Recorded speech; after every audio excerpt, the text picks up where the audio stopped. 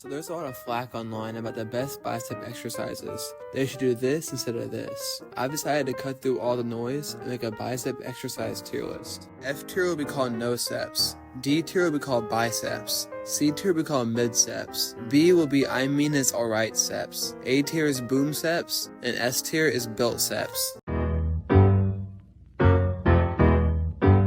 Starting off on the bottom tier, we have the waiter curl. This exercise is just purely awkward. It doesn't give you a big stretch, so it's not going to grow your biceps as much as it could. Not to mention, holding the big dumbbell in both hands is a bit awkward. And the bottom tier ends pretty quickly with the last exercise on it being the Bosu ball bicep curl. This one pointlessly adds your risk of not balancing correctly. It makes you do less weight and decreases the tension on the biceps.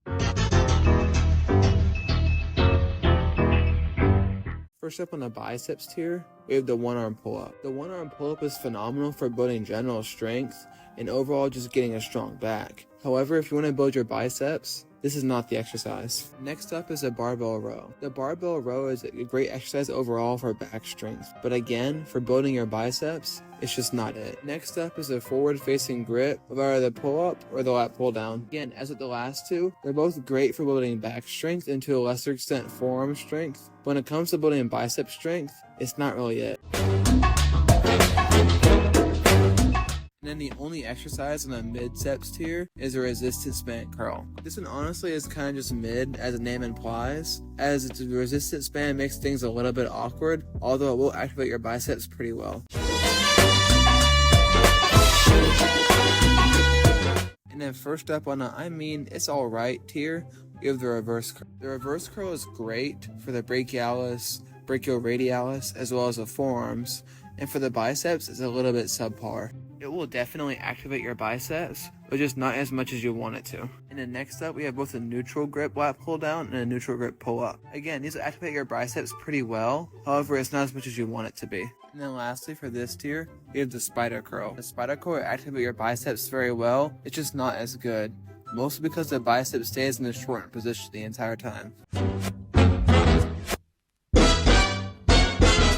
And then first up on the boomseps tier, you have chin-ups. Chin-ups are great. They'll activate your biceps a lot, just not perfectly as S tier will. Next up, you have the hammer curl. The hammer curl is genuinely great. It'll activate the biceps quite a lot. It'll also get some forearm work in too.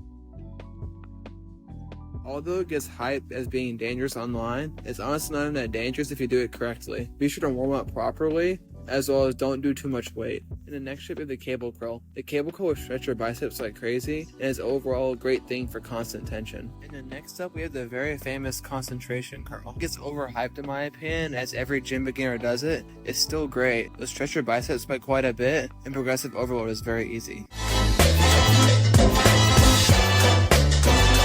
And then, first up on the builtseps tier, we have the incline curl. The incline curl is genuinely incredible. It'll stretch your biceps like crazy, and progressive overload is very easy. Keep your hands by your side, although there is an option where you can put your hands on the outside, as well as be sure to keep your reps pretty strict. And then next up, we have the barbell curl. The barbell curl is a true classic. It'll stretch your biceps a little bit, but the main thing is progressive overload is so easy. And then next up, we have the Bayesian cable curl. It doesn't really matter whether you do one arm or both arms. Both will get a killer stretch on your biceps, make progressive overload easy, and are simply just fun. And then lastly, we have the tried and true dumbbell curl. The standing dumbbell curl is easily the most famous bicep exercise, and one of the most famous exercises period, and I think it's warranted. Progressive overload is super easy, you'll grow huge biceps with it, and it's simply just fun.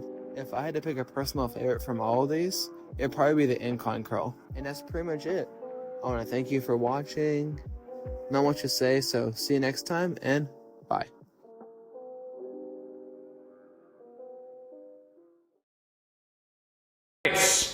Check out my new favorite channel. It is so good. Oh my god. Look at it.